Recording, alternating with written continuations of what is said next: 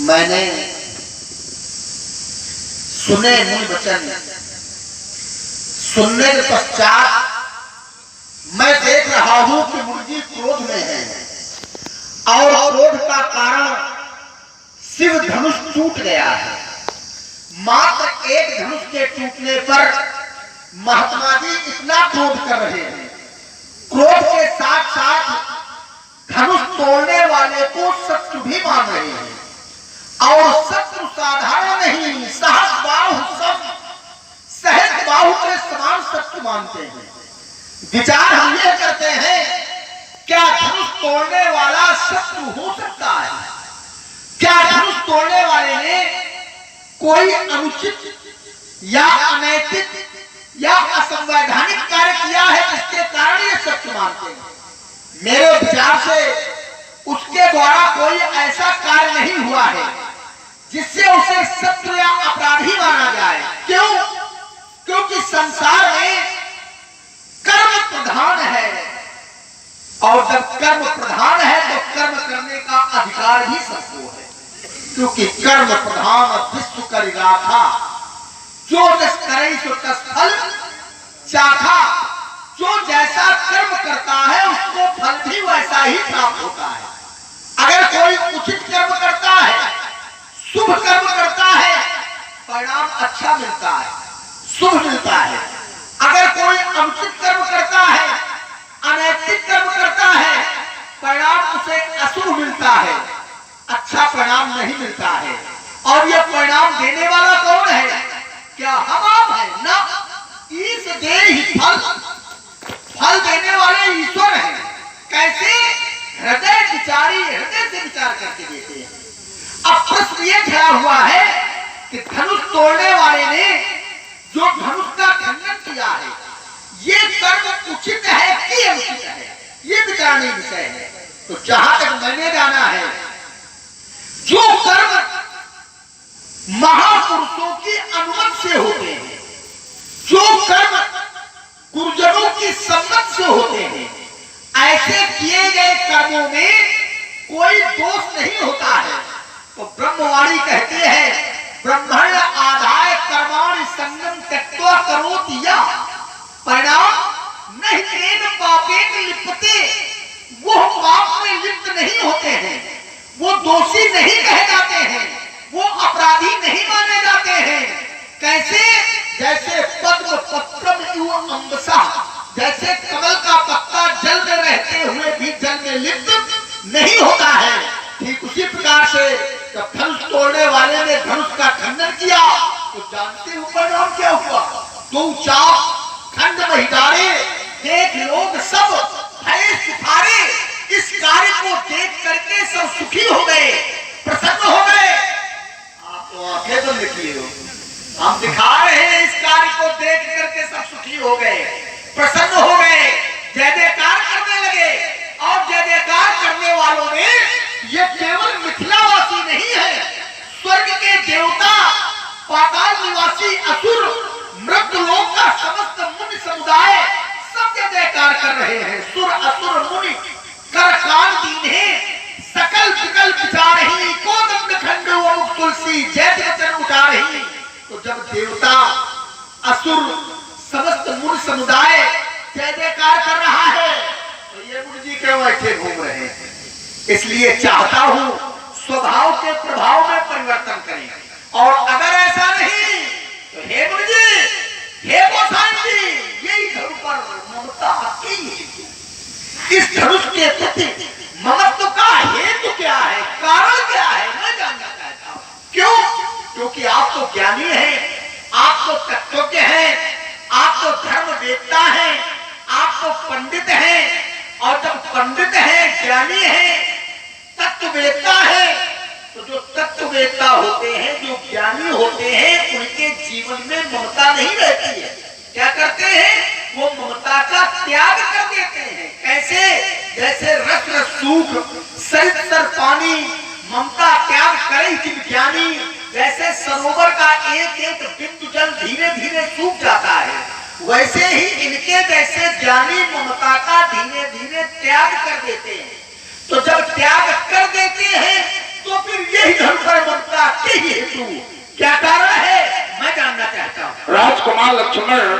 तुम्हारा पहला बिंदु है कि धनुष तोड़ने वाले ने कोई अनुचित कार्य नहीं किया है। धनुष तोड़ने वाले ने कोई अनैतिक कार्य नहीं किया है। धनुष तोड़ने वाले ने कोई असंवैधानिक कार्य नहीं किया है। राजकुमार लक्ष्मण, धनुष तोड़ने वाले ने अनुचित कार्य किया है। अनुचित कार्य क्या किया है? क्योंकि इस धनुष से संपूर्ण मानवता की रक्षा होती थी, इस धनुष को तोड़ करके उसने अनुचित कार्य किया है। ये मानवता अनाथ हो गई है। उसने अनैतिक कार्य किया है। अनैतिक कार्य क्या किया है? ये धनुष भगवान शंकर का था। राजकुमार लक्ष्मण, भगवान शंकर हमारे गुरुदेव भगवान है, तो भगवान की वस्तु को नष्ट नहीं करना चाहिए, भगवान की वस्तु की पूजा होनी चाहिए। धनुष तोड़ने वाले ने धनुष को तोड़ करके अनैतिक कार्य किया है। धनुष तोड़ने वाले ने असंवैधानिक कार्य किया है, क्योंकि ये धनुष मात्र राजा जनक का नहीं था, मात्र राजा जनक के राज्य का धनुष नहीं था। अगर ये राजा जनक के राज्य का धनुष होता तो ये राजा जनक अपने राज्य का संविधान लगा सकते थे, लागू कर सकते थे। लेकिन ये धनुष अंतर्लोकीय था। जब कोई वस्तु राष्ट्रीय होती है तो उस राष्ट्र का संविधान उस पर लगता है। अगर कोई वस्तु या व्यक्ति अंतरराष्ट्रीय होता है तो उस पर संयुक्त राष्ट्र का संविधान लगता है। लेकिन ये धनुष न राष्ट्रीय न अंतरराष्ट्रीय बल्कि अंतरलोकीय धनुष था, तो इस पर अंतरलोकीय संविधान लगना चाहिए। राजा जनक ने राष्ट्रीय संविधान लागू करके लगा करके ये असंवैधानिक कार्य किया गया है। राजकुमार लक्ष्मण, अगला बिंदु है, तुमने कहा बालकाल में हमने बहुत सी धनुषियां तोड़ी। बालकाल में जब तुमने बहुत सी धनुषियां तोड़ी तो वो तुम्हारा व्यक्तिगत विषय हो सकता है। ये व्यक्तिगत विषय नहीं है, ये भगवान शंकर का धनुष है। और भगवान शंकर न तो तोड़ने वाले के अकेले भगवान है और न तोड़वाने वाले के अकेले भगवान है। शंकर जगत वंद जगदीशा, सुर नर मुनि सब नाम सीसा। तो इस धनुष पर बराबर सबका अधिकार है, एकाधिकार किसी का नहीं है। राजा जनक ने एकाधिकार दिखा करके प्रस्तुत करके अपराधपूर्ण कार्य किया है, इसीलिए धनुष तोड़ने वाले को छुपाया जा रहा है। राजकुमार लक्ष्मण, बताया नहीं जा रहा है, छुपाया जा रहा है। अगला दिन तुम्हारा है, तुमने कहा एक धनुष पर ममता के हेतु, एक धनुष पर ममता का हेतु क्या है? ये सभी जानते कि धनुष भगवान शंकर का है।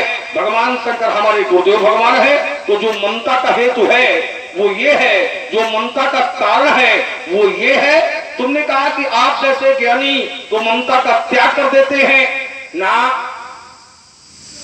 जिससे अपने आराध्य के प्रति, इष्ट के प्रति, भगवान के प्रति श्रद्धा ज्ञापित हो रही हो, आस्था ज्ञापित हो रही हो, तो ऐसी ममता का त्याग नहीं करना चाहिए। ऐसी ममता करना ये उपासना है और वही मैं कर रहा हूं। इसलिए रेन बालक कालवैत बोलत तो संभाल, ये धर्महीशम, ये धर्महीशम अपराधम सकल संसार। मुझे तो हंसी आ रही है। हंसी क्यों आ रही है उसका एक कारण है। महात्मा परशुराम जी कहते हैं, लक्ष्मण तुमने कह दिया कि धनुष तोड़ने वाले ने न तो अनुचित कार्य किया है, न अनैतिक कार्य किया है, न असंवैधानिक कार्य किया है। तो कहते हैं अनुचित कार्य इसलिए किया है क्योंकि ये मानवता का रक्षक था, इसका खंडन कर दिया गया है। महात्मा जी, अब एक मेरा प्रश्न है आपसे, यहाँ पर समाज से भी है। अगर ये कार्य अनुचित था, कोई कार्य समाज में अनुचित अगर कर दे तो उस व्यक्ति के उस कार्य के हो जाने पर क्या जय जयकार होनी चाहिए? जोर से बोलो जरा। नहीं होनी चाहिए। और यहाँ पर धनुष तोड़ करके अगर अनुचित कार्य किया गया है तो जय जयकार हो रही है। और जय जयकार केवल मिथिला में नहीं हो रही है, त्रैलोक में हो रही है। देवता भी कर रहे हैं, असुर भी कर रहे हैं, समस्त मुनि समुदाय भी कर रहा है। तभी तो उसका यश व्याप्त है। अगर कोई अनुचित कार्य करता है तो उसे यश मिलता है कि अपयश? अगर अनुचित कार्य करेगा तो अपयश मिलेगा, लेकिन धनुष तोड़ने वाले को अपयश नहीं मिला। क्या मिला है? यश व्याप्त हुआ है। मही पाताल नाक, नाक माने ये नाक न समझ लेना, कुछ महात्मा ये नाक समझ। नाक माने होता है स्वर्ग। मही पाताल नाक जस व्यापा, अमुक बरिय से धन्यो चाका। इसलिए धनुष तोड़ करके कोई अनुचित कार्य नहीं हुआ। अनैतिक में आप कहते हो भगवान शंकर की वस्तु का धनुष था और भगवान शंकर की वस्तु को नष्ट नहीं किया जाता, यही तो उन्होंने कहा। ऐसी संसार में कौन सी वस्तु है जो भगवान की ना हो? कोई है क्या? सब संपदा ईश कै आही, सारी संपत्ति ईश्वर की है। और जब संपत्ति ईश्वर की है, संसार में वो संपत्ति जब आ जाती है तो संसार में आने के पश्चात उसको नष्ट होना पड़ता है। नियम है, जातक से ही धुओ, जन्म भी सकते हैं, मृत्यु धुओ, लेकिन मृत्यु भी सकते हैं। अगर किसी वस्तु का निर्माण हुआ है तो उसका निर्माण भी है, अगर बना है तो नष्ट भी होगा। तो अगर इसका निर्माण हुआ है तो इसका निर्माण भी निश्चित है, क्योंकि ये ब्रह्मवाणी कहती है जातक ध्रुवो मृत्यु ध्रुवो जन्म मृत्यु चा अंतवंत में देहं नित्यसुखता शरीरा। तो जब ऐसा निश्चित है, ये सत्य है, शाश्वत सत्य है, जन्म और मृत्यु, निर्माण और निर्माण, तो फिर आप सोच काहे कर रहे हो? आप क्रोध क्यों कर रहे हो? आप विरोध क्यों कर रहे हो? नहीं करना चाहिए। क्यों? क्योंकि असोच्यान अन्न सोचतम प्रज्ञावादास वास्ते गतान सुन अगतान सुन, ब्रह्मवाणी कहती है। गतान सुन माने जो चला गया, जो नष्ट हो गया। अगतान सुन जो नहीं गया है, मतलब जाने वाला, आज नहीं गया कल चला जाएगा, एक दिन तो सबको जाना है। गतान सुन अगतान सुन नाम सोचते पंडिता, जो पंडित होते हैं वो सोच नहीं करते हैं, वो क्रोध नहीं करते हैं, मोह नहीं करते हैं। और मैंने आपसे कहा था आप पंडित हैं, आप ज्ञानी हैं, तो फिर नाम सोचन काहे सोच कर रहे हो? काहे क्रोध कर रहे हो? काहे मोह कर रहे हो? ना करो, कहो से भूल हो गई, भविष्य में नहीं करेंगे, कोई बात नहीं। और आगे आइए, महात्मा परशुराम जी कहते हैं लक्ष्मण धनुष तोड़ करके इतना असंवैधानिक कार्य हुआ है, क्योंकि ये धनुष अंतरराष्ट्रीय नहीं है, अंतरलोकी, यही तो कहा ना। और कहते जो अंतरलोकी धनुष है तो एकाधिकार नियम क्यों लगाया गया? एक राष्ट्र का नियम क्यों लगाया गया? राजा तिलक चुनवाने वाले कौन होते हैं? इसमें कहते हैं नियम भी अंतरलोकी होना चाहिए। अरे महात्मा जी, आपने तो छोटी बात कहती, नियम तो इसमें विश्व स्तर का लग गया, विश्व स्तर का नियम लगा है, कोई साधारण। और नियम की बात तो है, ऐसे महापुरुष ने करवाया है तो विश्व का न्यायाधीश है। अच्छा आप लोग बताओ, कोई न्यायाधीश अगर निर्णय दे दे कि जाओ इसको बंद कर दो, इसका बंद कर दो, तो उस निर्णय को क्या काटा जाएगा? एक जनपद स्तर का न्यायाधीश होता है, एक उच्च न्यायालय के न्यायाधीश होता है, एक सर्वोच्च न्यायालय के न्यायाधीश होता है, लेकिन एक जो न्यायाधीश है तो विश्व स्तर का, जिसे अंतरराष्ट्रीय बता रहे हैं, वो विश्व स्तर का न्यायाधीश है। और जिसने आदेशित किया है वो कौन है? वो है विश्वामित्र, विश्वमित्र, जो विश्व के न्यायाधीश है। और विश्व के न्यायाधीश होने के कारण उन्होंने कहा कि अमुक भंजो भौचापा मैं तो जनक परितापा, तो अंतरलोकी तो बहुत छोटी बात है, इसलिए उनके निर्णय को, उनके आदेश पर कोई प्रश्न चिन्ह नहीं लगा सकता है। आप लगाने वाले कौन होते हैं? इसलिए धनुष तोड़ने वाले के प्रति ये विरोध भाव, ये क्रोध भाव, धनुष के प्रति ये ममत्व भाव, इसका त्याग करें, इसी में आपका कल्याण है। और नहीं तो जानते हो, बात हो गई। चलिए, जहां से तुम आरंभ हुए थे, राजकुमार लक्ष्मण ने बताया कि यदि धनुष तोड़ने वाले ने अनुचित कार्य किया होता तो जो व्यक्ति अनुचित कार्य समाज में करता है तो उसको यश मिलता है कि अपयश मिलता है।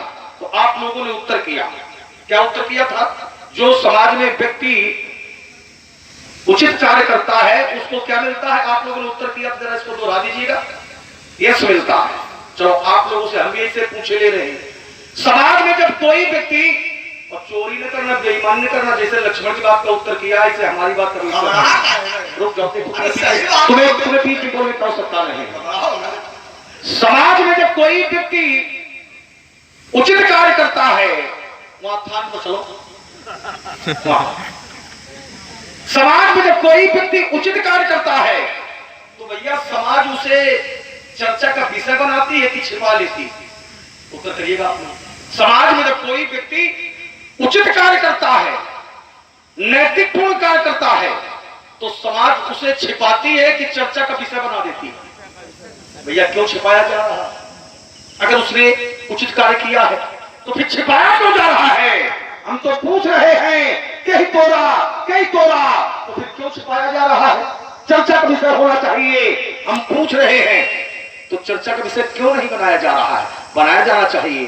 बाबा अकेला खड़ा है, सारा समाज तुम बता रहे हो कि त्रैलोक उसके पक्ष में है, मई पाताल नाथ जस व्यापार, जब त्रैलोक उसके पक्ष में है और बाबा अकेला पूछ रहा है, अकेला एक पक्ष में खड़ा है, तो फिर क्यों छुपाया जा रहा है? दूसरी बात, तुमने कहा कि उसने अनैतिक कार्य किया होता।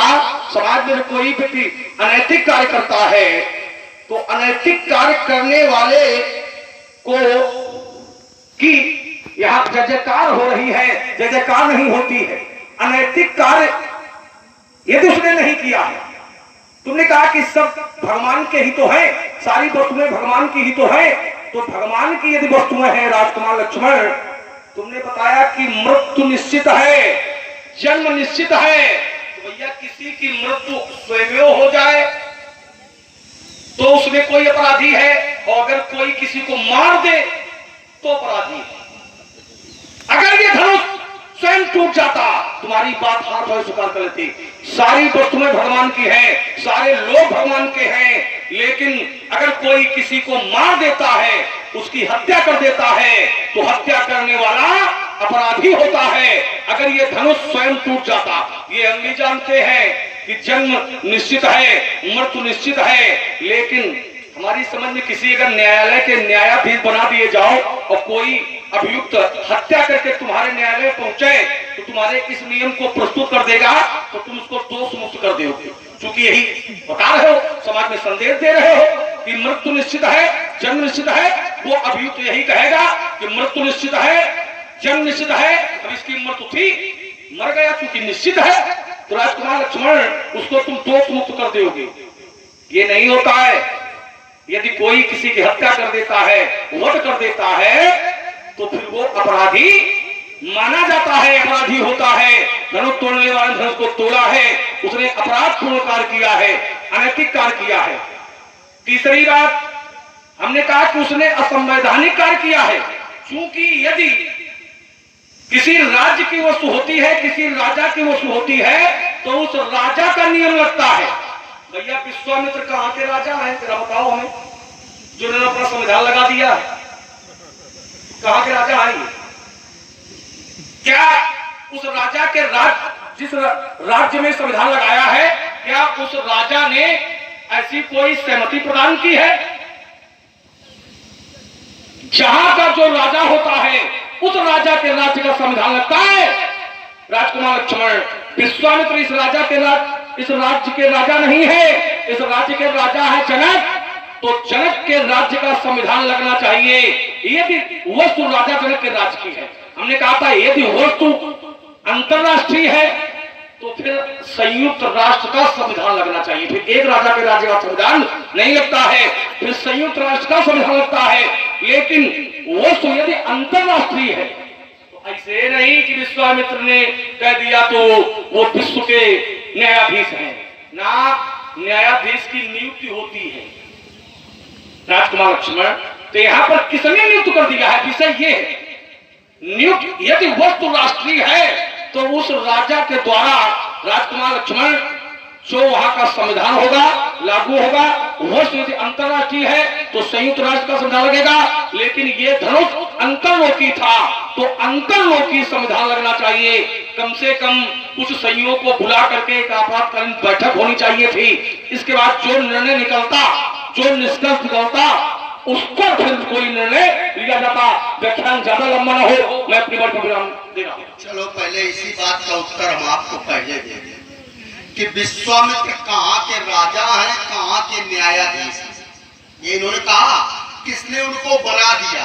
अब 3 प्रमाण मैं दे रहा हूं। एक प्रमाण तो मैं ये दे रहा हूं कि वो गुरु पीठाधीश्वर है, और जो गुरु होता है वो श्रेष्ठ होता है। गुरु माने श्रेष्ठ, गुरु माने केवल वो नहीं, गुरु माने श्रेष्ठ, एक शब्द कहने का होते हैं। तो गुरु माने श्रेष्ठ, अब दूसरा ये विश्वामित्र विधाता है, द्वितीय ब्रह्मा है कि नहीं? न मालूम हो तो और आगे बताऊंगा। द्वितीय ब्रह्मा है, सृष्टि के क्रम को रोक दिया था, नक्षत्र मंडलों का निर्माण कर दिया था। और जो खरीफ की फसल है जो आप इस समय खा रहे हो, खरबूजा, तरबूज आदि आदि, ज्यादा न बताएंगे, ये सब सृष्टि जो है ये विश्वामित्र की बनाई गई है। और यहां तक कि उन्होंने द्वितीय स्वर्ग की स्थापना कर दी। देवता घबरा गए। जब देवता घबरा गए, भगवान की शरण में गए, तो सब लोगों ने निर्णय किया कि अगर विश्वामित्र जी की सृष्टि को नहीं रोका गया तब तो फिर सृष्टि का क्रम बिगड़ जाएगा।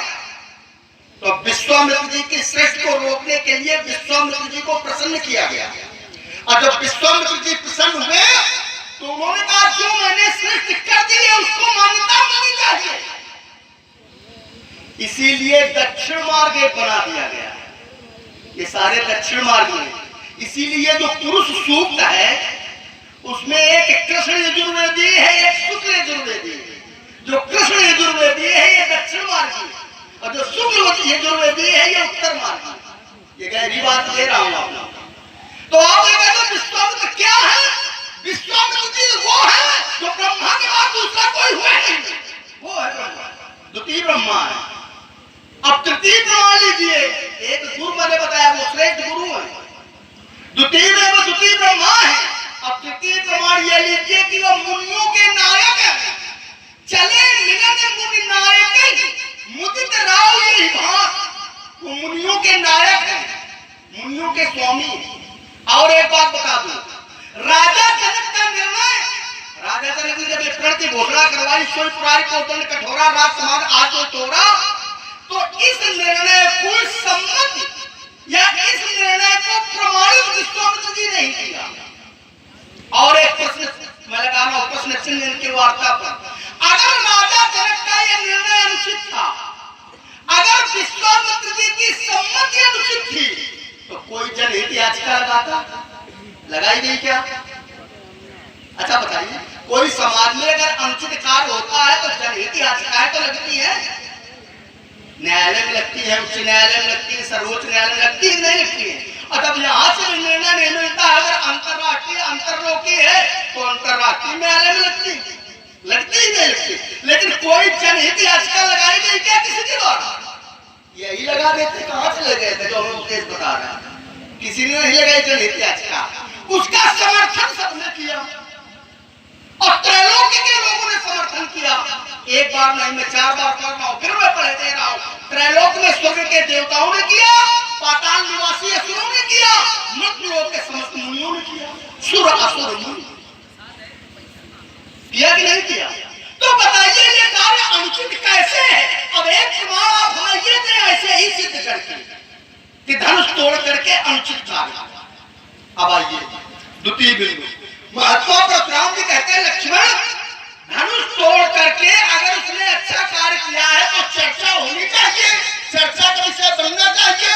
उसे छिपाया क्यों जा रहा है? क्या उसे छिपाया जा रहा है? क्या कोई उसे छिपा सकता है क्या? एक उदाहरण मैं दूंगा, सूर्य को क्या कोई छिपा सकता है क्या?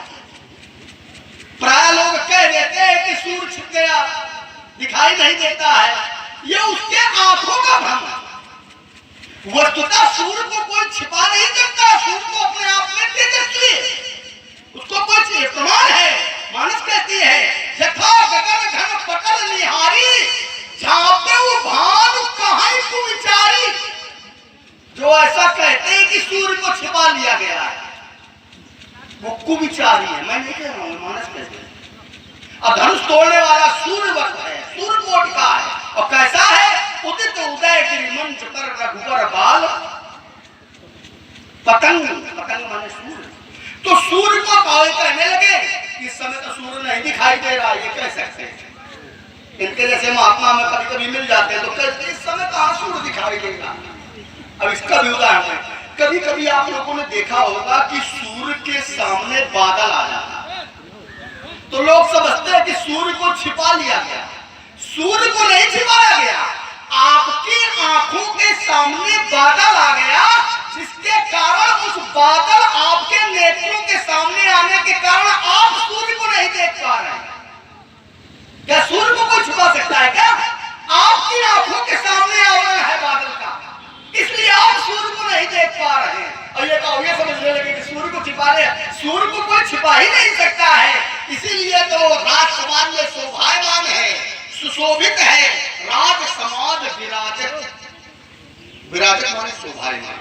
इसलिए वार्ता अधिक लंबी न हो, सुनो देव सब धनुष समाना, ऐसा हमारे जान। राजकुमार लक्ष्मण, तुमने कहा कि देखिए जिसने आदेशित किया वो है गुरु, और गुरु माने श्रेष्ठ होता है, तो केवल क्या विश्वामित्र ही श्रेष्ठ है क्या?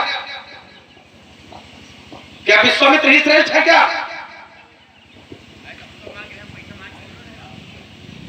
चिंता करो, यात्रा करो। मात्र विश्वामित्र ही श्रेष्ठ नहीं है, संसार में बहुत से श्रेष्ठ हैं। दूसरी बात, तुमने कहा कि वो न्यायाधीश है, न्यायाधीश, न्यायाधीश है। क्यों न्यायाधीश कौन? हम जानते हैं ये तुम करोगे। जब फसाव हो जाता है तो केवल मस्तिष्क इधर उधर हो जाए, ये कार्य तुम करते हो, ये हमारी जानकारी में है। लेकिन आज ऐसा कुछ होगा नहीं बेटे, आज ऐसा कुछ होने नहीं देंगे। तुमने कहा कि देखिए वो तो दूसरे ब्रह्मा है, तो अगर दूसरे ब्रह्मा है तो क्या ये तोड़वाने वाला विभाग, ये तोड़वाने वाला विभाग क्या ब्रह्मा के पास है क्या? हाँ, क्या नष्ट करने वाला विभाग ब्रह्मा के पास है क्या? क्या हत्या करवाने का विभाग ब्रह्मा के पास है क्या? ना, तपबल शंभु करे संघारा, वो विभाग भगवान शंकर के पास है, ये ब्रह्मा के पास विभाग है ही नहीं। राजकुमार लक्ष्मण, ब्रह्मा के पास दूसरा विभाग है, रचना करने वाला विभाग तो उनके पास है, लेकिन नष्ट करने वाला विभाग उनके पास नहीं है, वो भगवान शंकर के पास है। तो ये अगर भगवान शंकर करा देते, तुम्हारी बात स्वीकार कर लेते कि भगवान शंकर इस संसार के न्यायाधीश हैं और उन्होंने आज्ञा दे करके इसको नष्ट करवा दिया गया है। ब्रह्मा तो जन्म देने वाले हैं, नष्ट करने वाले ब्रह्मा नहीं है, लेकिन धनुष को नष्ट करवाया गया है। दूसरी बात, राजकुमार लक्ष्मण, तुमने कहा कि देखिए धनुष तोड़ने वाले को कोई छिपा नहीं रहा है। धनुष तो नया चिंतन सुनना, आज पहली बार तुम्हारे कान सुनेंगे।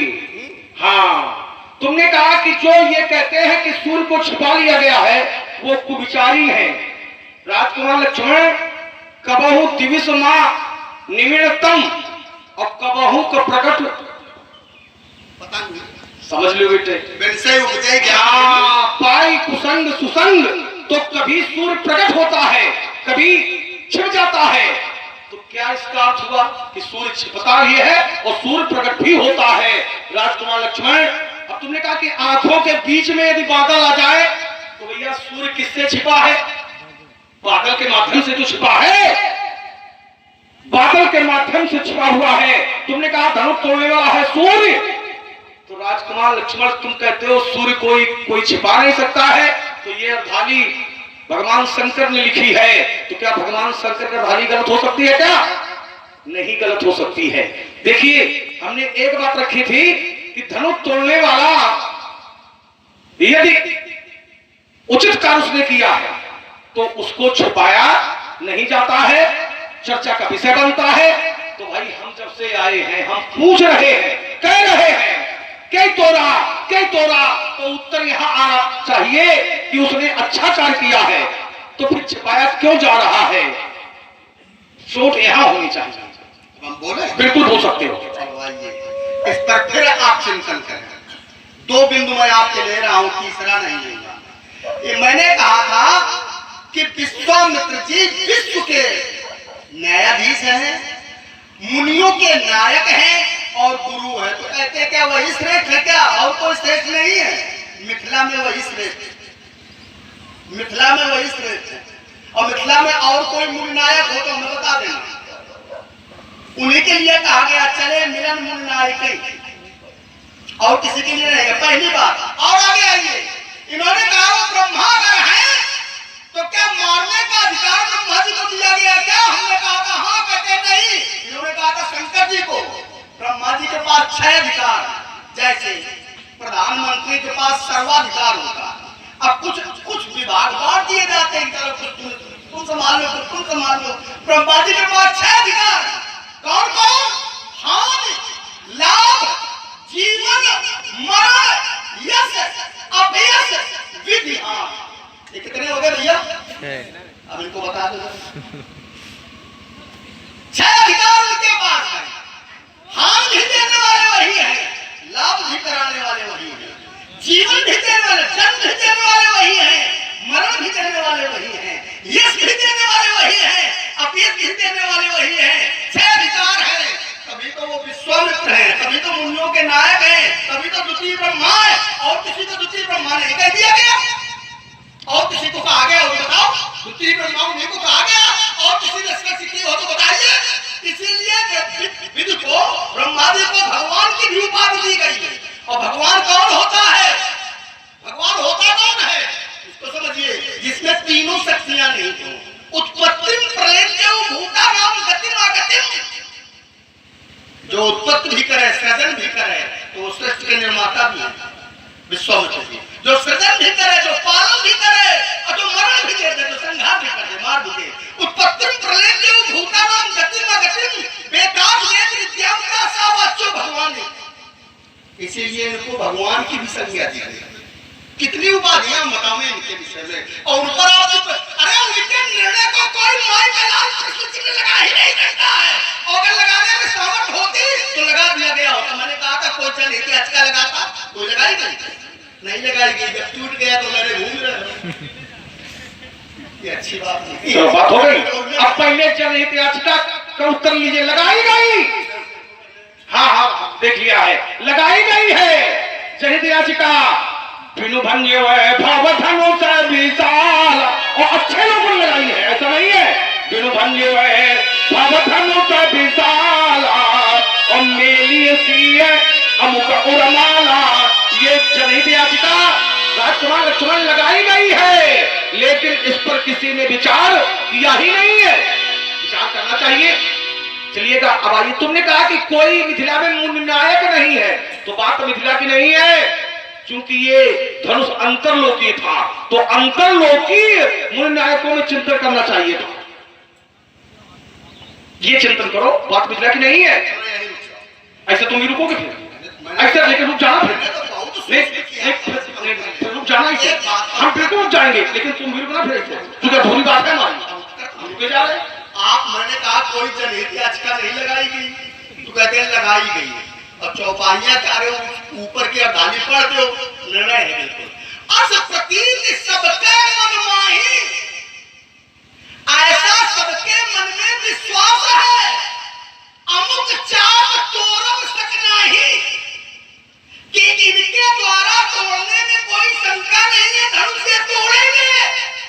लेकिन कुछ लोगों के मन में ये भावना आ गई कि अगर विवाह इन्हीं के साथ धनुष में तोड़ पाऊं, शंका, मानो जीवन में शंका हो ही जाती है कि पता नहीं ये तो मैं तोड़ पाऊं।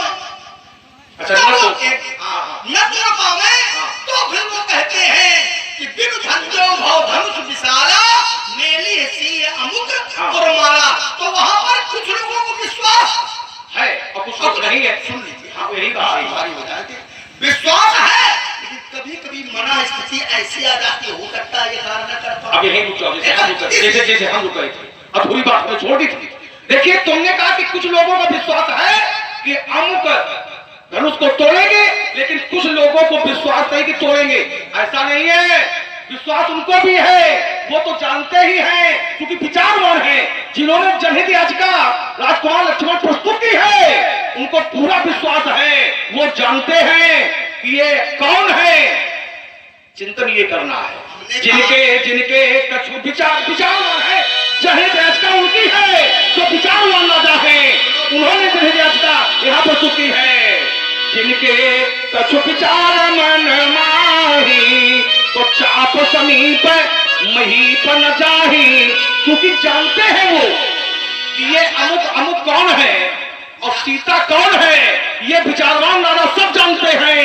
इसीलिए बिनु भंजे हुए, और जिसको जानते कि है क्या ऐसा कार्य कर नहीं सकते, जो जानते हैं, हम ये जानना चाहते हैं कि जो उनके विषय में जानते हैं विचार वाला राजा है, ये अमुक है, तो वो इसको तोड़ सकते हैं कि नहीं तोड़ सकते?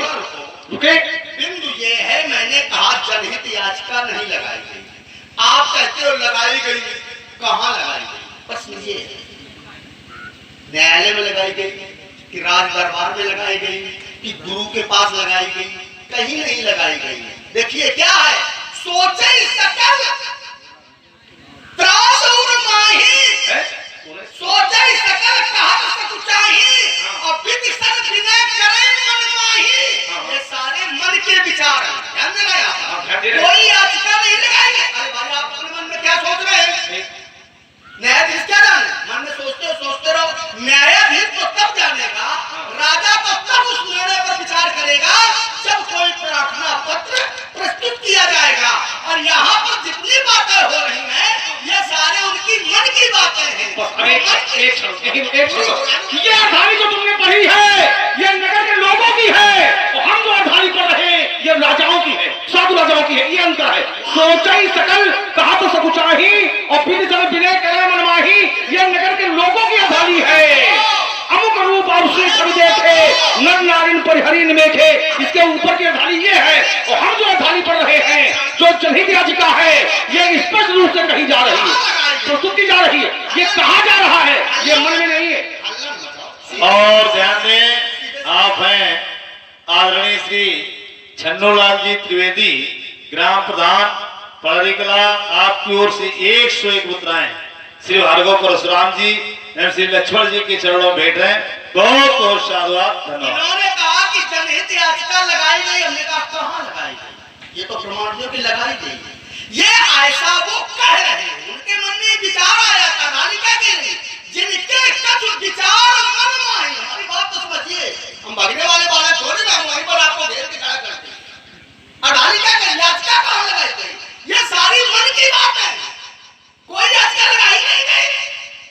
अगर दुष्ट राजा, ये साधु राजाओं की बात है, अगर दुष्ट राजा थे वो तोड़ने के लिए गए, परिकरी बांध उठे कुलाई, चले इष्ट देवर सिरनाई, तमत घड़े धन मूल न उठाई न चले लजाई, मन उपाय भड़काओ पर अधिक अधिक करवाई। ये सब तोड़ने के लिए गए, और वो यहाँ तक कह रहे थे कि हम नहीं तोड़ पाए हैं। तो जो अगर कोई तोड़ भी देगा तो उसकी इच्छा तोड़ने पर भी पूरी नहीं होगी। क्या कह रहे थे, तोड़े धनुष जान में सही, जीवन हमारी कुंवर को बराई। ये उनका दुष्ट राजा। लेकिन देखो विचार कर दिया, आप याद जाओ, हमारे याद में आप डालो, अब आप हमें केवल इतना बताइए कि किस राजा ने जनहित याचिका राज दरबार में या मुनि दरबार में या किसी अंतरराष्ट्रीय न्यायालय में, कहीं पर तीनों में कहीं पर अगर लगाई हो, बताओ। राजकुमार लक्ष्मण यही राज दरबार में ही, रंगभूमि में ही लगाई है। अब देखो, पहले अदाली तुमने पढ़ी थी, वो नगर के लोगों की अदाली थी। आप हमें बताओ, हमने क्या पढ़ी? बीच में नहीं, आप हमें सीधे अगर कुछ अधूरा हो तो हम समझ दे सकते हैं। अपने साथ अच्छी प्रकार से लोगों को नहीं, अच्छे प्रकार से हम जानते हैं कि अंडे की लकड़ी पर कितना वजन रखना है। अच्छा नहीं बोल सकते, अच्छा नहीं बोल सकते हो तो अच्छा सुन लो, अच्छा सुन भी नहीं सकते हो तो अच्छे लोग बैठे हुए इनको अच्छा सुन लेंगे। देखिए, हमने कहा था बिनु भंजो भव धनुष विशाला और मेली सी अमुक उर्माला, ये जनहित याचिका साधु राजाओं ने प्रस्तुत की है। तो तुमने कहा कि नहीं, अमुक रूप और उसी छवि देखे नर नारिन परिहरी में के सोचे सकल, ये लड़ाई तुम्हें पड़ी थी, सोचे सकल और कहा तो सकुचाही और विधि समय विनय करे मन माही। तो हमने कहा कि ये साधु राजाओं की अदाली नहीं है, ये नगर वासियों की अधाली है, क्योंकि ठीक इसके ऊपर अधाली हमने पढ़ी थी।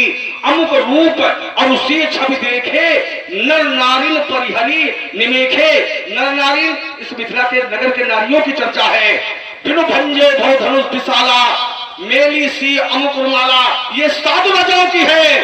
तो हमने कहा था ये विचारवान राजा है, जिनके कुछ विचार मन माही, जो विचारवान राजा है, मन में विचार कर रहे हैं, चाप समीप महीप न जाही, और उन्होंने ही चिंतन प्रस्तुत किया है कि धनुष तोड़ने वाला है कौन, ये है कौन। नहीं, उत्तर क्या होगा? हाँ, तुम्हारी बात का उत्तर बीच में नहीं, हम हम समझ रहे हैं, हम समझ रहे हैं, यात्रा हो रही है आगे, हम समझ रहे हैं। देखिए राजकुमार लक्ष्मण, और वो जानते हैं कि ये कौन है, इसीलिए वो विचार करते हैं और चाप के समीप नहीं जाते हैं, क्योंकि जानते हैं कि ये कौन है। जगत पिता, ये जानते हैं, वो ये जानते हैं। कहने का नहीं, हाँ तो समझने का तो समझो, ये संभव क्यों नहीं जा रहे, और जो जगत पिता होगा वो क्या नहीं कर सकता। जाने दो समान बात। देखिए हमारा आपका बिंदु ये है, मैंने कहा था क्या जनहित याचिका कहीं लगाई गई, ना राज दरबार में लगाई गई, ना मुनि दरबार में लगाई, मुनियों के यहाँ लगाई गई, श्रेष्ठ मुनियों के यहाँ, और ना अंतरराष्ट्रीय किसी न्यायालय में लगाई गई। और आप अदाली क्या पढ़ रहे हो, जिनके जो विचार मनमाही, तो मैं पहले ही कह रहा हूँ, ये मन में विचार आए, लेकिन क्या प्रार्थना पत्र प्रस्तुत किया गया। भाई जनहित याचिका का मतलब क्या है? जब किसी के सामने अपनी बात रखी जाए, पहुंचाई जाए, तब उस पर वो विचार करेगा। न राजा के सामने ये बात गई कि कुछ लोग ऐसा सोच रहे हैं बिना धनुष तोड़वाए धनुष तोड़ दिया जाए, राजा के सामने भी कोई बात नहीं, किसी ने नहीं कहा जाकर। ये सब उनके मन में विचार आए, तो नारियां भी, मिथिला के नर नारी भी ऐसा सोच रहे हैं, और वो साधु राजा भी ऐसा ही सोच रहे हैं। ये विचार मन में आए, लेकिन किसी ने अपने विचार जाकर के राज दरबार में या मुनियों के पास या अंतरराष्ट्रीय किसी न्यायालय में प्रस्तुत नहीं किया। बात मेरी केवल ये, और आप दुनिया की बातें कर रहे हो, इसलिए काछत लाभ, अब चलो इस बिंदु को यही छोड़े दे रहे, रस निकल आया है। काछत लाभ जून धन तोड़े देखा, अब हम नामों बताए दे रहे, जो करे तो तुम कर ले। देखा राम नैन के भोरे, क्या क्षति हुई है, क्या लाभ हुआ है। जून माने पुराना, जून माने सरा। ये जून शब्द जो है ये गुजराती भाषा का, गुजराती भाषा में जून का अर्थ पुराना भी होता है, और जून माने सरा भी होता है। जून का एक अर्थ होता है जीर्ण माने सरा।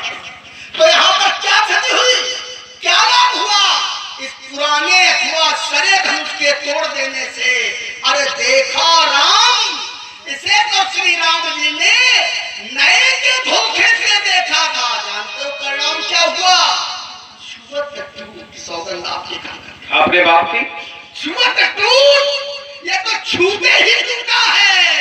रघुपति है दोषो, इसमें रघुपति का कोई दोष नहीं है, और जब दोष नहीं है तो फिर विरोध क्यों। राजकुमार लक्ष्मण, हमने कहा था कि ये राज समाज में चर्चा का विषय बना है, और यहाँ पर त्रैलोक एकत्रित है, तो त्रैलोक के सामने कहा जा रहा है बिनु भंजो भव धनुष पिसाला मेली सी। ये मन की बात नहीं है, मन में तो ये सोच रहे हैं कि हम चाप के पास नहीं जाएंगे, क्योंकि जगत का पिता यहाँ पर है, धनुष तोड़ने वाला जगत का पिता है, इसलिए हम वहां नहीं जाएंगे। ये मन में विचार कर रहे हैं, लेकिन ये विचार नहीं कर रहे हैं कि बिनु भंजो भव, ये चर्चा का विषय बनाए हैं, यही याचिका प्रस्तुत की जा रही है। बिनु भंजो भव धनुष पिसाला मेली सी अमुकुर माला। राजकुमार लक्ष्मण, तो यहाँ पर त्रैलोक एकत्रित है, और तुमने जिसको लिए कहा है कि न्यायाधीश वो है, वो भी यहीं पर उपस्थित है। ऐसा नहीं है कि कोई न हो, सबके सामने ये बात स्पष्ट रूप से कही जा रही है, ये जनहित याचिका ही है। अब न मानो तो विषय अलग का है कि हम नहीं मानते हैं, न मानना ये यात्रा ये लोग करेंगे, इनके ऊपर छोड़े दे रहे हैं। दूसरी बात, तुमने कहा कि हमारे जानकारी में हमारे जाना, सुनो देव सब धनुष समाना। राजकुमार लक्ष्मण, अगर ये देव धनुष होता, क्योंकि तुमने कहा है सुनो देव सब धनुष समाना, सभी देव धनुष समान होते हैं, तो अगर ये देव धनुष होता तो हम तुम्हारी बात स्वीकार कर लेते, लेकिन ये देव धनुष नहीं बल्कि ये महादेव धनुष है, इसलिए समान हो ही नहीं सकता है। अगली बात तुमने रखी, तुमने कहा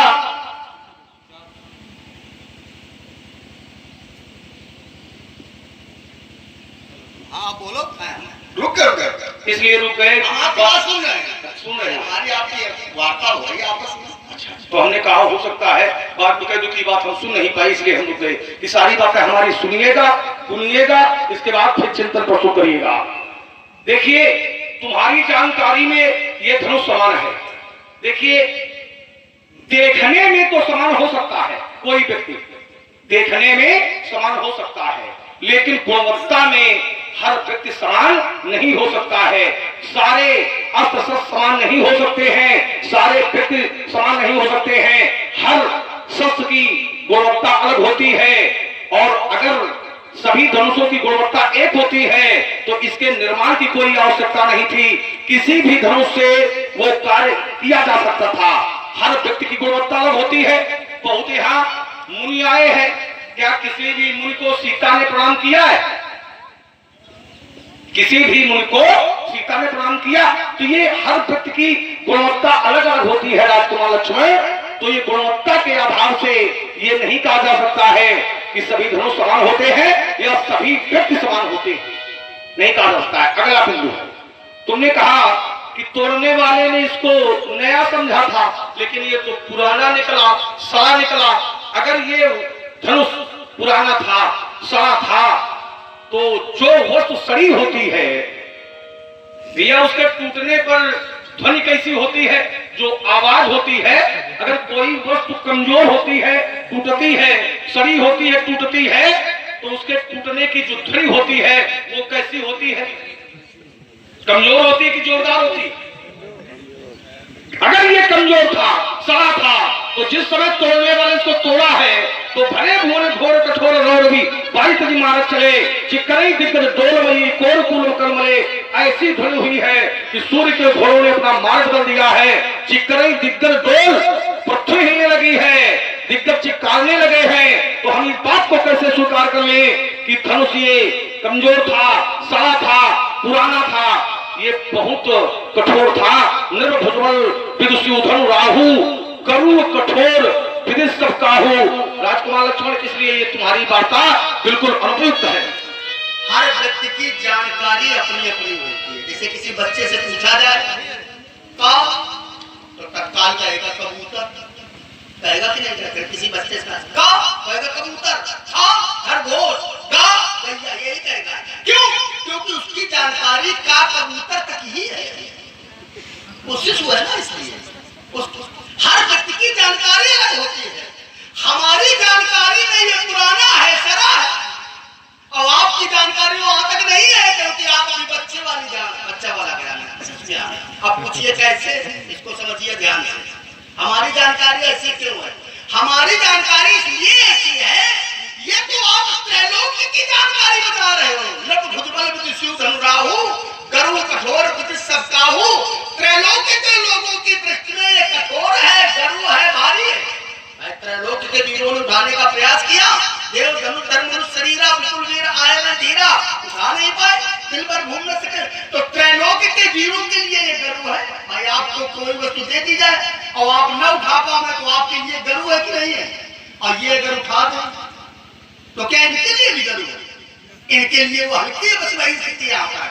त्रैलोक्य के लिए ये धनुष गरुड़, त्रैलोक्य के लिए धनुष कठोर, और जिसने इसे तोड़ दिया, जिसने इसे उसी क्षण में उठा लिया, क्या उसके लिए भी गरुड़ है क्या? ये हमारी जानकारी है। यही मैंने कहा था, हमारे जाना ये हमारी जानकारी में है। और उसने कैसे उठाया? बुराई प्रणाम मने मन कीन्हा अति लाघव, अति विशेषण लगा हुआ है। अति लाघव, लाघव माने फुर्ती, और अति माने बहुत बड़ी फुर्ती से, बहुत फुर्ती से उठा लिया। अब बताओ उसके लिए क्या गरुड़ है क्या? अभी इनकी जानकारी में नहीं है, तो कहेंगे नहीं बहुत गरुड़ है, बहुत गरुड़ है। ये हमारी जानकारी में है कि उसने बड़ी फुर्ती से उठाया, और जिस फुर्ती से उठाया, जिस क्षण में उठाया, उसी क्षण में इसे तोड़ दिया। क्षण मध्य अमुक धनु, तो उसके लिए क्या कठोर है क्या? अब ये कहते हैं कि सबको जानकर कठोर ध्वनि हुई। हाँ, इनका एक प्रश्न आया कि अगर ये सड़ा होता तो फिर आवाज भी सड़ी होती। ध्यान देना महात्मा जी, कठोर धन उन्हीं लोगों को है, उन्हीं लोग, वही तो कभी तो व्याकुल हुए। जो लोग नहीं उठा पाए, जो लोग नहीं तोड़ पाए, उनके लिए ये कठोर है। तभी तो जब धनुष टूटा तो ये सब व्याकुल हुए। भरे भुवन घोर कठोर रौर विवाद कदि मारत चले, चिक्कर ही दिग्गज डोल मही कोल पूर्व कलमले, सुर असुर मुनकर कान दी। ये लोग व्याकुल हुए, लेकिन क्या धनुष तोड़ने वाला व्याकुल हुआ? क्या व्याकुल हुआ तो एक तो मार दे देना, वो व्याकुल नहीं हुआ। क्यों? क्योंकि उसके लिए एक कठोरा नहीं है, उसके लिए सरा, इसलिए वो व्याकुल नहीं हुआ। उसके लिए वो भारी नहीं, उसके लिए हल्का है, इसलिए वो व्याकुल नहीं हुआ। ये मेरी जानकारी है और किसी की जानकारी में नहीं है, इसीलिए मैं आपको बता रहा हूं। और हमारी जानकारी को जान ही ले। एक नियम है, जो जिसकी जानकारी जैसी हो वो दूसरे को बता दे। भगवान भी कहते हैं सोई जाने जय देव जनाई, जो जानता है वो वही जना ले। मैंने जाना है, हम आपको जना रहे हैं, हमारी जानकारी जान लो और मान लो। चलो थोड़ी और जानकारी, लेकिन थोड़ी हम जानते हैं, थोड़ी जानकारी लेकिन हम जानते हैं, थोड़ी जानकारी हम जानते हैं कि हमारी जानकारी तुम मानोगे नहीं, थोड़ी जानकारी करा दो, माने बड़ा जिद्दी बाबा है, मानेंगे, थोड़ी जानकारी और करा दो। तुमने कहा कि संसार के लिए, त्रैलोक के लिए गुरु था, कठोर था, रात में तो 100 500 चल रहा है और इसी श्रृंखला में वही काम तुम भी शुरू कर दो, 1000 2,000 चलने लगेंगे। और इसी श्रृंखला में गुरु कठोर विदित सत्ताऊ, इसी श्रृंखला में हमारे प्रभावित हुए हैं विश्राम जी, ग्राम पाणी खेड़ा निवासी, जिन्होंने 10 पुष्प मुद्राएं श्री भार्गव जी के चरणों में एवं 10 पुष्प मुद्राएं भगवान श्री लक्ष्मण जी के चरणों में प्रदत्त किए। भगवान का कल्याण करें। 500 1000 2,000 करवाने लगे तो कोई मूल्यांकन ज्यादा समझो क्या धन से मूल्यांकन नहीं है। हमारी बात थोड़ी इसी पर थोड़ी बात सुन ले, फिर अपनी बात करें। हम जानते हैं थोड़ा ज्यादा समय ले गया, इसी पर बहुत अच्छी बात देखो। मैं ये नहीं कहता हूं कि आप हमें 500 दे ही, लेकिन अगर व्यक्ति कुएं की ओर जा रहा है तो अच्छे व्यक्ति का क्या कर्तव्य है कि संभाल ले, कुएं में न गिरे। यही कर्तव्य है कि कुएं में गिर जाने देगा। 500 रुपए जिनको आपने दिए हैं वो धन का सदुपयोग नहीं है, वो धन का दुरुपयोग है। धन की 3 गतियां होती हैं, दान, भोग, नाश। जो धन धर्म के कारण लगता है, भगवान के लिए समर्पित किया जाता है, उस धन की गति है दान। जो धन अपने लिए या परिवार के उपयोग में लाया जाता है, उस धन की गति है भोग। लेकिन जो धन कंचन रानी और इनके प्रियंका रानी को दिया जाता है, उस धन की गति है नाश। तो कुएं में न गिरो, हम उबारना चाहते हैं, ठीक है ना, लेकिन अब जबरदस्ती कोई गिरेगा तो हम बताओ क्या करेंगे। इसलिए मैंने कहा था, ये कहने का अभिप्राय कि वहां वो धन न दिया जाए धर्म के कारण, राम के लिए नहीं। ये उद्देश्य तुम्हारा नहीं था, उद्देश्य ये नहीं था। नहीं, अभी भावनाएं तुम्हारी बताए दे रहे हैं, तुम्हारी भावनाएं क्या थी, लोग समझ जाएंगे क्या क्या आता है। इन्होंने उद्देश्य तुम्हारा ये नहीं था कि कुएं से बचा रहे ना, उद्देश्य था कि वहां 500 दे रहे थे और यहाँ 10 आ रहे हैं, हमारे भी 500। तो उद्देश्य ये है। क्या मैंने ये देखिए बहुत बातें कही नहीं जाती है, बहुत बातें ये आवश्यक नहीं कि सारी बातें कही जाए, समझी जाती है, कही बहुत थोड़ी जाती है, लेकिन समझी ज्यादा जाती है। और ये समझदार लोग हैं, सब समझ रहे हैं। तुम्हारी हाँ बाद में कर लेना जो करना हो, ठीक। अब आइएगा, अब देखिए इन्होंने कहा कि तोड़ने वाले के लिए धनुष गुरु नहीं था, ये तो बहुत हल्का था, अति लाखों उठाए धनुलीना। तो तुमने कहा कि देखिए हमारी जानकारी में है, तो ये सिद्ध हो गया कि हमारी जानकारी से व्यास जी की जानकारी ज्यादा। हमने कहा थोड़ा और समझेंगे। लेत चहावत खींचत गाढ़े, गाढ़े माने यहाँ पर अर्थ क्या है, ये हम जरा जानेंगे तुमसे। आप क्या ले रहे हैं? हम जो ले रहे हैं, क्योंकि हमारी समझ कमजोर है, तुम्हारी ज्यादा है, हमारी पहुंच वहां तक नहीं है, तुमने कहा है, तो हम जरा तुमसे कि हमने कहा थोड़ी जानकारी और हमको दे दी। आप चलो हम दिए देते हैं।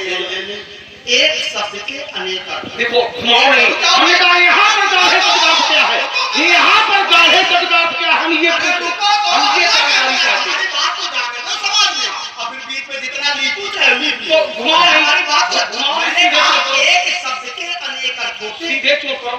सूत्र है शब्दा नाम एका, अर्था नाम अनेका। आपने पढ़ा होगा, हो सकता है गाढ़े माने जोर से, हो सकता है गाढ़े माने संकट, लेकिन तुमसे पूछ रहे हैं, हमसे सुनिए।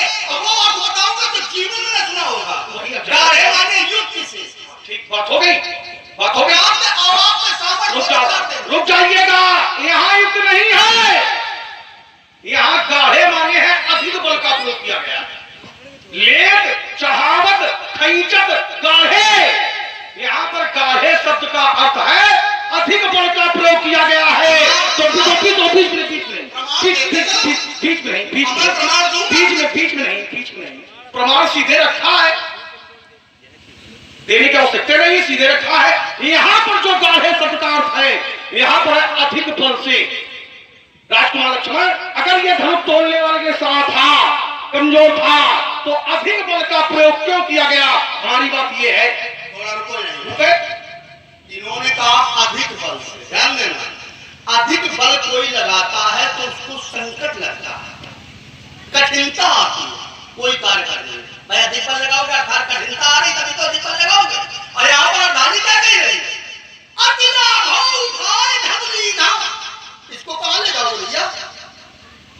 गोई नाम मने मन की नाम अतिला हो, बहुत फुर्ती से उठाया। कभी गाढ़े करते यहाँ पर अधिक बल कैसे हो सकता है? तब मैंने कहा था एक शब्द के अनेक अर्थ होते हैं। मैंने ये नहीं कहा कि गाढ़े माने जोर से या गाढ़े माने संकट या अधिक बल नहीं हो सकता, हो सकता है। मैंने एक अर्थ बताया था, गाढ़े का यहाँ पर युक्त से। धनुष जैसे कोई कार्य आप करें और आप युक्त नहीं जानते इस कार्य को कैसे करना है, तो आपको वो कार्य करने में कठिनता आएगी। और कोई व्यक्ति युक्त से कार्य कर दे तो उसको बड़ा सुगम हो जाएगा।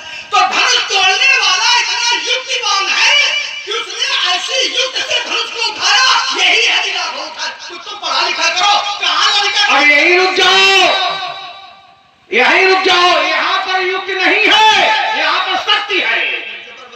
तो हम मुझे उदाहरण दे, सुना तो हम ये नहीं कहते कि तुम कब बोल रहे हो। नहीं, ये मैंने कहा हम बीच में नहीं, हम जानते हैं जब तुम बीच में बोलोगे ताकि विषयांतर हो जाए, लेकिन होने देंगे। आगे तो फंसे हो बहुत दिन बाद, अगर जाओ तो आओ नहीं, बीच में नहीं। यहाँ पर मिले न कबहू सुभट रंग गाढ़े, थके नहीं, हम प्रयोग कर रहे हैं, शब्द प्रयोग कर रहे हैं, शब्द प्रयोग हम कर रहे हैं, थके नहीं, शब्द प्रयोग कर रहे हैं। मिले न कबहू सुभट रंग गाढ़े, यहां भी गाढ़े शब्द का प्रयोग है, ठीक। और लेद, चढ़ावत, खैंचत, गाढ़े शब्द एक और अर्थ अलग अलग। यहां पर जो युक्ति बता रहे हैं युक्ति नहीं है, यहां पर शक्ति है। गाढ़े, रुक जाओ। और वहां पर मिले न कबहू सुभट रंग गाढ़े, वहां शक्ति नहीं है। ये ठीक है, मिले न कबहू सुभट रंग गाढ़े, यहाँ पर गाढ़े माने, वहां पर गाढ़े माने हैं रणधीर, रणधीर।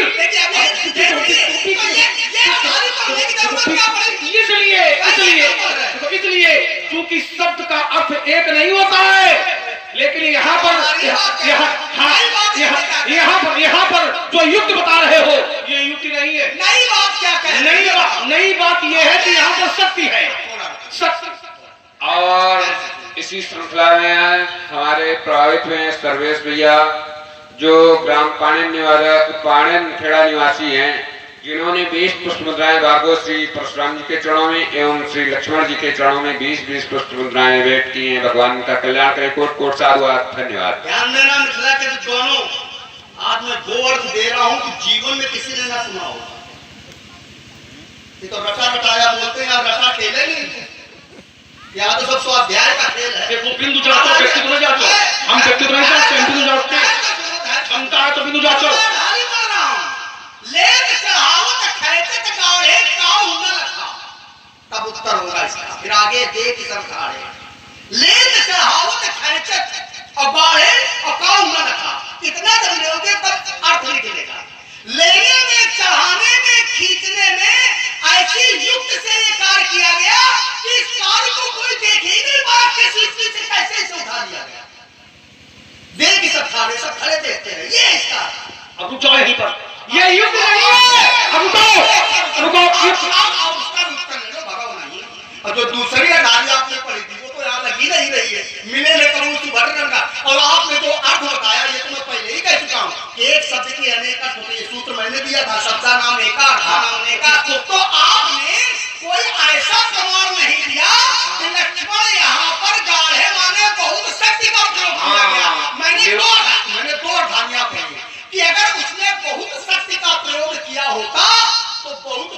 फुर्ती से कार्य न होता। ध्यान देना, इसे चिंतन का विषय है। बहुत शक्ति का प्रयोग अगर आप किसी कार्य में करेंगे तो उठा तो लेंगे, लेकिन बहुत फुर्ती से कार्य नहीं करेंगे। और यहाँ पर विशेषण लगा हुआ है अतिलाभ, इसको पहले काटो। और फिर मैंने एक अर्धानी उसको स्पष्ट किया, लेख चढ़ावत खंडित गाड़े काऊ न रखा।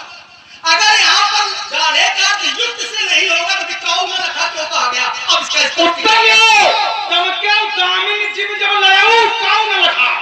जिस समय लिया गया तो चमक्याऊ दामिनी इस प्रकार से इसमें चमक हुई जैसे बिजली चमकती है, और जब बिजली चमकती है तो सबके नेत्र बंद हो जाते हैं। तो काऊ न रखा, कोई देख ही नहीं पाया कि ये क्रियाएं कितनी जल्दी हो गई हैं। लेख चूंकि अपूर्ण क्रिया है, लेख चढ़ावत खैंचत ये तीनों अपूर्ण क्रियाएं हैं, ये कोई नहीं देख पाया क्योंकि इसको लेते ही इसमें बिजली जैसी चमक हुई। दमक्यौ दामिनी जीव जब लयऊ पुण्य नभ धनु मंडल सम भयऊ, तो इसलिए कोई देख नहीं पाया है।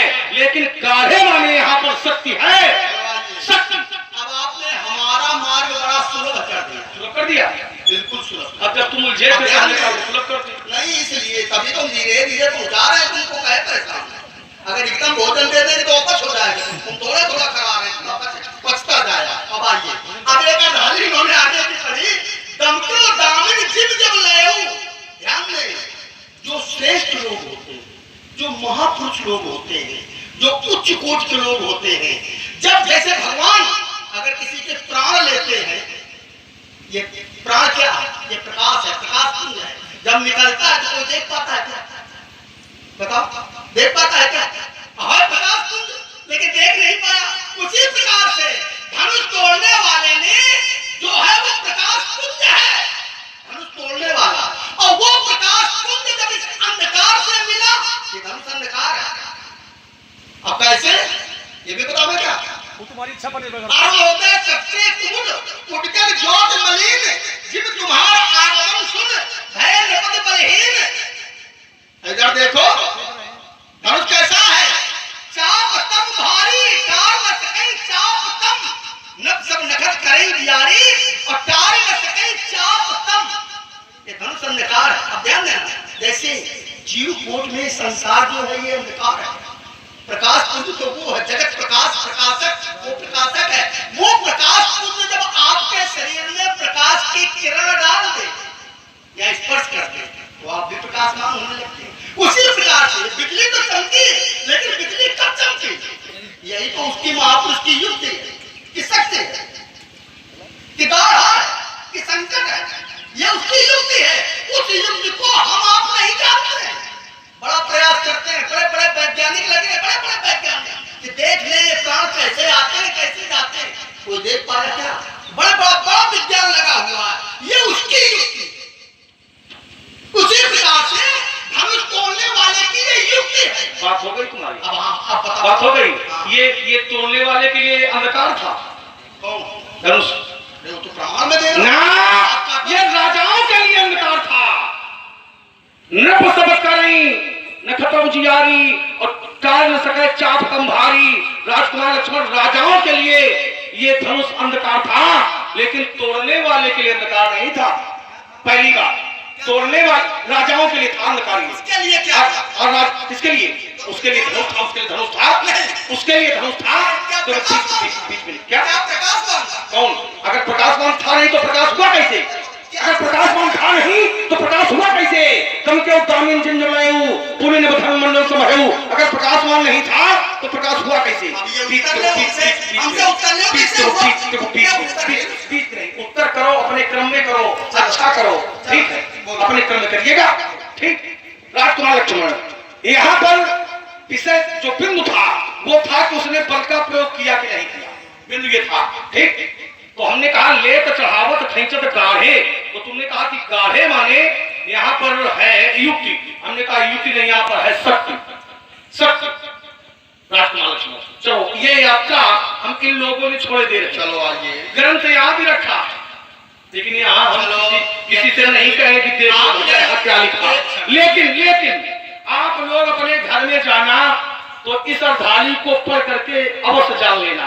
यहाँ पर जो गाढ़े शब्द का अर्थ है ये युक्ति है कि शक्ति। अब हमारी बात सुन लो, बड़े तुम्हारी सुन रहे। 2 बार आपने कहा कि ग्रंथ यहाँ रखा है, ये कहा कि नहीं कहा इन्होंने?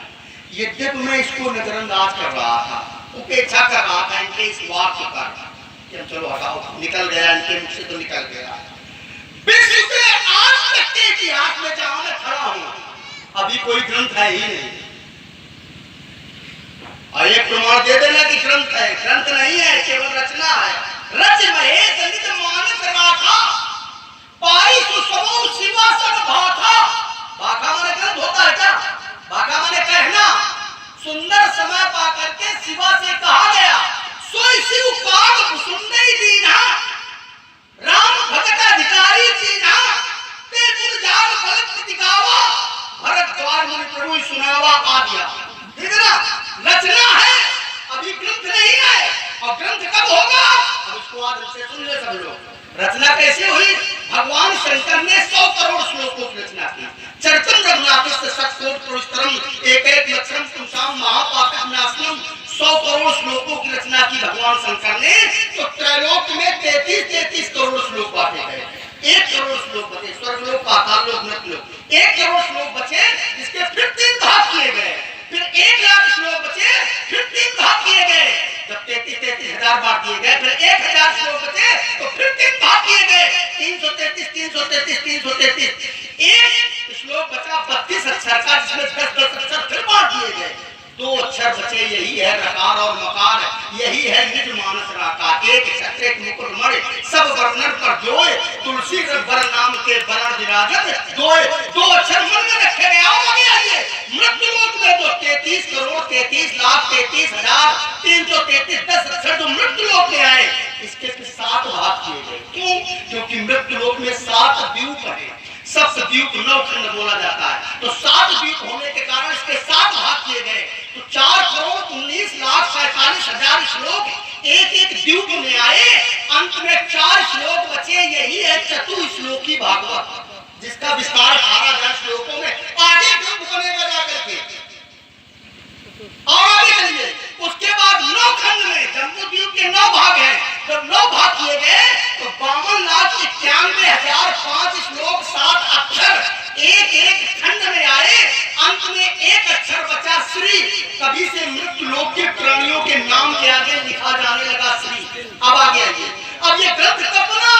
तो आगे चल करके तुलसी नाम का कोई व्यक्तित्व, तुलसी कोई व्यक्ति नहीं है, ये समझते होंगे। तुलसी व्यक्ति है। तुलसी क्या है? ये व्यक्तित्व है। तू नाम तुरी का, तुरी नाम राम का, ला नाम लक्ष्मण का, सी नाम सीता का। जिस शब्द तत्व में राम लक्ष्मण सीता की शक्ति निहित हो, वो है तुलसी। वो आगे चल करके कब?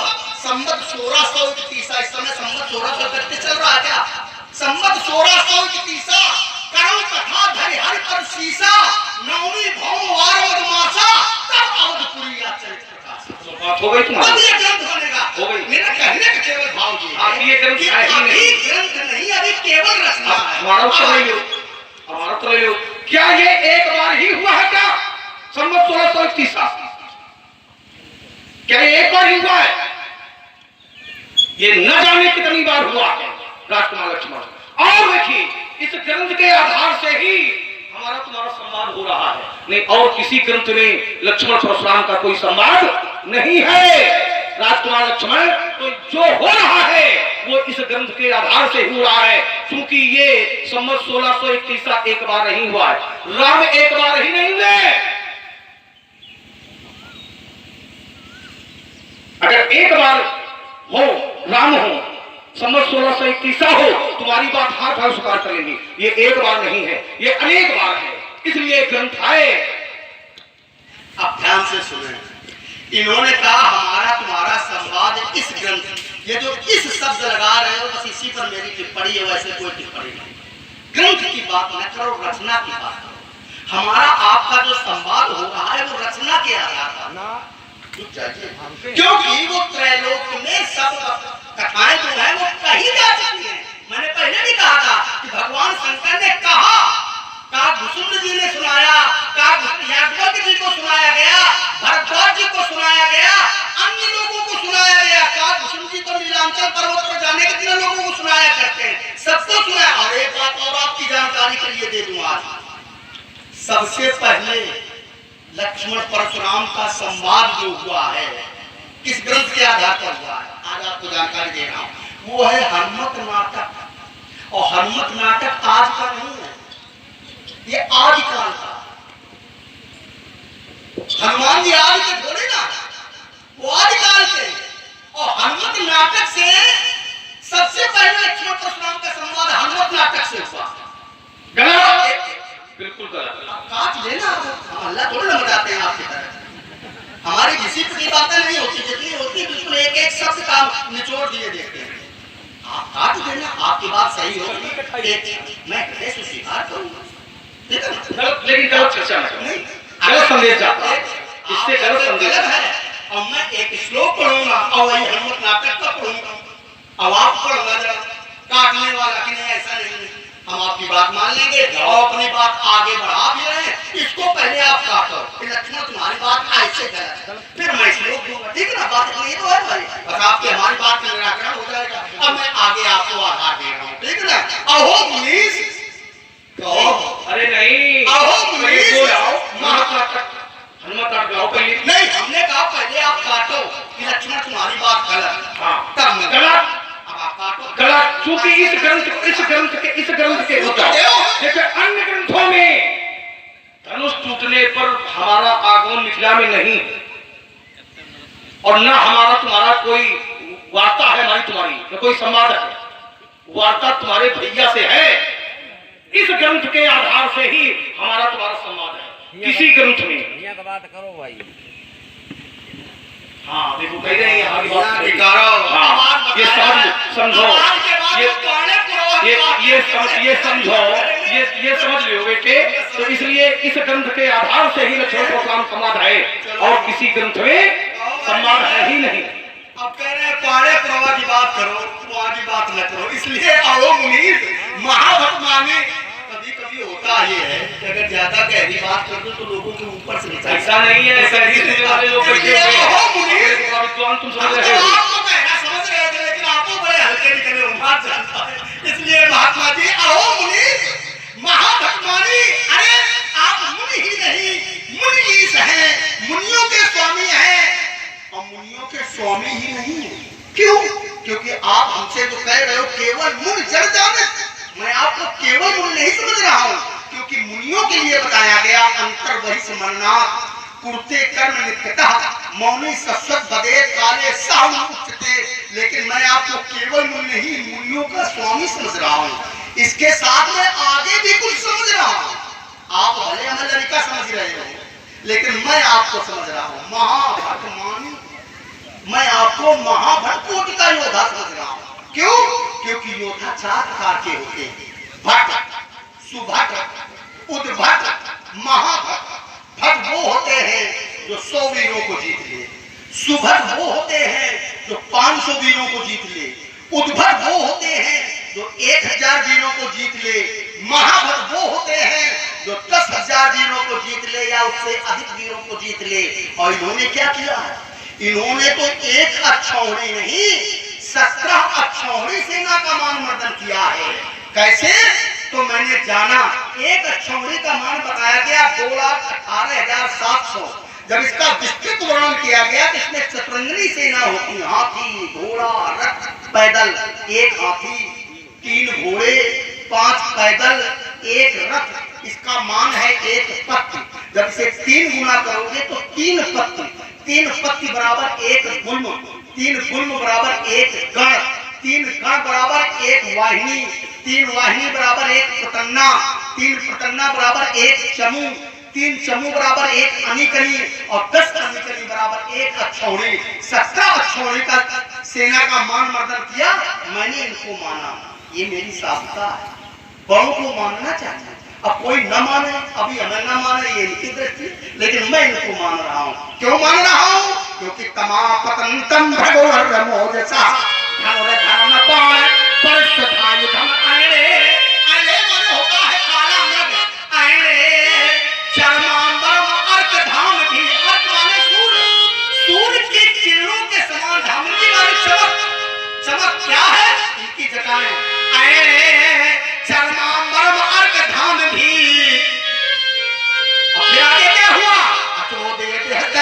चौकट भी कदाच बाण से सकट न सकत भी अच्छौ हरि सप्त सात भीषणा सात और 10 17 छोड़ सेना का मान मदन किया। मैंने आपको माना, हम आपका मानो, हम उनका तो मान ले ना, उनका मानो, हमारी बात मान लो। अब बात क्या मान लो? कुम्हारे बतिया को नहीं, यहाँ पर कोई तुम्हें की बतिया नहीं है जो ये कतरी उंगली के दिखलाने से न छो जाए। नहीं न छोटी, क्यों न उसमें होगी? क्योंकि देख कुठार सरासन पान, अब मैं कछु कहूं सहित अभिमाना। कुठार अर्थात धनुष, सरासन अर्थात धनुष को देख करके मैं कुछ अभिमान के साथ कहना चाहता हूं। आप लोग सोचते होंगे लक्ष्मण बड़ा उद्दंड है, संसार में लोग कहते हैं अभिमान करना नहीं चाहिए, और ये कहता है मैं अभिमान के साथ कहना चाहता हूँ। इसका विद्वानों ने एक निर्णय दिया है, अभिमान कभी भी गुरुता का नहीं करना चाहिए कि मैं श्रेष्ठ हूँ, मैं धनवान हूँ, मैं बलवान हूँ, मैं ज्ञानी हूँ, ऐसा अभिमान नहीं करना चाहिए।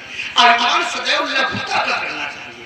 मैं छोटा हूँ, मैं शिष्यवत हूँ, मैं पुत्रवत हूँ, मैं सेवक हूँ, ऐसा अभिमान करोगे तो उत्थान होगा, और ऐसा मैंने किया। आसे अभिमान चाहे जन भोरे, और मैं सेवक रघुपति पति मोरे। महात्मा जी, इसलिए अभिमान यद्यप जीव का धर्म है, अभिमान हर्ष प्रसाद ज्ञान अज्ञाना जीव धर्म अहित हमारे जीव का धर्म है, लेकिन अभिमान जब गुरुता का करोगे तो पतन की ओर जाओगे, लघुता का करोगे तो उत्थान होगा। मेरी दृष्टि पहुंच गई, कहाँ पहुंच गई? वहीं पहुंच गई जहां जानी चाहिए। रात भर जहां दृष्टि गई है वहां दृष्टि कभी न डालना। दृष्टि कहाँ जानी चाहिए? जहां मेरी जा रही है। जनेऊ बिलोकी, मैंने जनेऊ देखा, और बड़ी समस्या इस समय समाज में, ना तो कोई जनेऊ देखना चाहता है,